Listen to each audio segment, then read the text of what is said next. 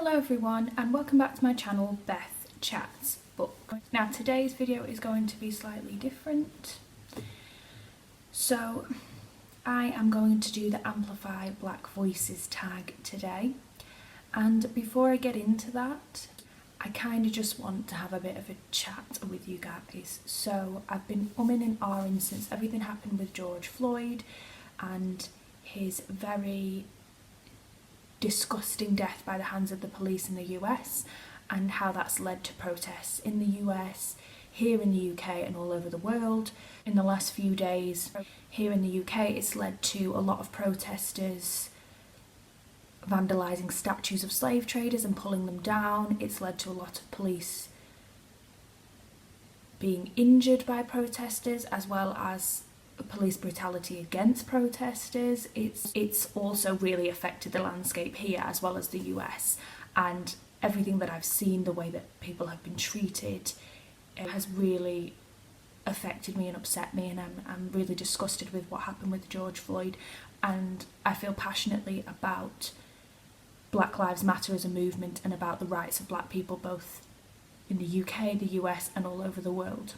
However, I felt that by even saying anything on this channel, it's patronising, it's ignorant. I don't live as a black woman or man in the UK or the US, and I've seen so many videos where white booktubers have done these recommendations and things like that of books that people should read on the black experience, and it's kind of saturated social media and YouTube to the point where there's more white voices talking about amplifying black voices than there actually is black voices on the platform being able to amplify their own voice.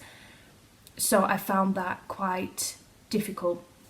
And also I've recently watched a lot of videos of black booktubers about their experience on BookTube being black and about their videos of amplifying black voices, and I watched a particularly difficult one that I'll link down below by Bookish Realm last night. It was about 30 minutes long, and the video was very hard to watch because it was about her experience starting BookTube in 2014 and how she's felt continuously silenced throughout the years she's been on BookTube, and how nobody has stood up and represented her, and how big booktubers in the last few years have been invited to big events, in particular the Hate You Give, and they've been white, all white. Barely any black booktubers were there to represent, and how she's tried so hard through the years to talk about more diversity in BookTube, and she is so upset and angry and frustrated that she's been ignored. And watching that video really humbled me to the fact that I have no right to talk about this topic, and ultimately I am completely ignorant and uneducated, and I have played a role of complicity in this system, politically, on BookTube and on other things, and so I don't really feel I have any right to talk about this topic, and so I didn't want to talk about it. And then there's been a lot of pressure from the BookTube community and everybody on the news about how being silent is complicit as well, so you should speak. But then there's this fine line, in my opinion, between speaking up and if you don't know what you're talking about, you're completely ignorant and you don't really have a right to talk about it, don't get involved for the sake of it. So it's been really difficult for me. I wanted to be involved in this because the book I'm going to talk about as well, which is How to Be an Anti-Racist by Ibram X. Kendi, which I've read recently, has really helped my thought processes on racism. And this concept of being an anti-racist has never been more relevant than it is with what's going on with George Floyd and the protests, and in particular the videos that I've watched of the black booktube community are talking about this difference between being an anti-racist and being complicit and kind of being racist by just not being active enough. So one of the things that she mentions really interestingly in this video is she talks about she doesn't want allies, and we're, by using the term allies, completely doing a disservice to what we think we're trying to promote. She says that people can't call themselves allies. Other people will call them their allies, but you can't just call yourself an ally. And by throwing a few donation sites down below and a few book recommendations, you are being complicit. You're just saying that's enough for now. And that is also what this book talks about a lot. This term of being anti-racist isn't just about education, it's about being proactive. And that's something that I really want to get to a place where I can be. I know ultimately, like the video that I watched by Bookish Realm, she says it won't happen overnight, and I'm aware of that. I'm also aware that I've been complicit so long that it's going to take a really long time to change my ways. So I don't want to just put loads of book recommendations down below or loads of sites, because that's not where I want to be. I want to be at a stage where I can start to be anti-racist. And she says anti-racist is doing things that look drastic on the surface but are ultimate ways to make change. For example, quitting a job if the company you work for is not promoting the rights of their black colleagues, or dying for the cause, things that are a lot more active than the complicity of just recommending books and reading them every so often throughout the year. I was talking about how lots of people promote Black History Month and read books in that month and then forget about the rest of the black books for the rest of the year. So I don't want to be that person who's going around BookTube saying, I'm going to make this change and I'm going to change this stats of my reading, and by the end of this year you're going to see I can read all these black books and all these LGBT books. And because to me it's hollow and fake, I've got to make that slow process, and it will be slow, of challenging racism wherever I go. And what's been really interesting is very recently in my household we have had very heated debates on the George Floyd protests. The two generations of my household do not agree, and it's been quite ugly. So one thing that I need to acknowledge is that racism is happening on a ground level in your own house, not just overseas or in the Senate or in the Houses of Parliament. And that to be active, I need to look at a root level. I need to prioritise who I'm going to vote for and do research about how they represent the black community in their constituencies, and about relevant protests that I could participate in, and active ways that I can project a better future. So that's all I wanted to say, because it's really not my place to, and I'm going to link all the black booktubers that I've been watching down below, and if you really want to hear about the topic, hear it from them, who have a legitimacy and a right to talk about this topic that I just simply don't. But anyway, I'm going to talk about How to Be an Anti-Racist by Ibram X. Kendi. This has had a really powerful and profound effect on me, like I've just mentioned. This term of anti-racist is really important, and this book is very patient with you about teaching you that anti-racism is more proactive than just saying I am not racist, or I don't believe in a colour system. I don't believe that there's different colours and I'm colourblind to these things. Now what's really interesting in here, and through all these videos that I've been watching, it's kind of created this really interesting way of encapsulating what that means through an analogy for me. So when he says here colourblindness is a form of being complicit and of being racist, I was thinking about this last night, and I kind of thought through the concept of when there are the big pageants in the US and they get asked that really stupid question of what do you wish for in the future, and they are practiced and rehearsed to say answers like for world peace. And this really links in my mind to this idea of colour blindness. I just want to see the world as completely neutral and there's no colour. We are black and white, but we're together. And you know, a bit like the Michael Jackson song, it doesn't matter if you're black or white. But the issue with doing that is really undermining the difficulty and the struggle of the black and the BAME community by saying, but colour doesn't exist. You're saying the everyday struggles of racism that they go through, the lack of job opportunities compared to their white counterparts, the lack of pay compared to their white counterparts, the institutional racism that they experience every single day and that their children do, doesn't exist. And that's not true. We have to acknowledge the society that we live in does see a difference in colour and does accordingly treat people differently. So it's all nice and well to have the fluffy answer of we want world peace and we just want people to be colourblind, but in reality that does not happen.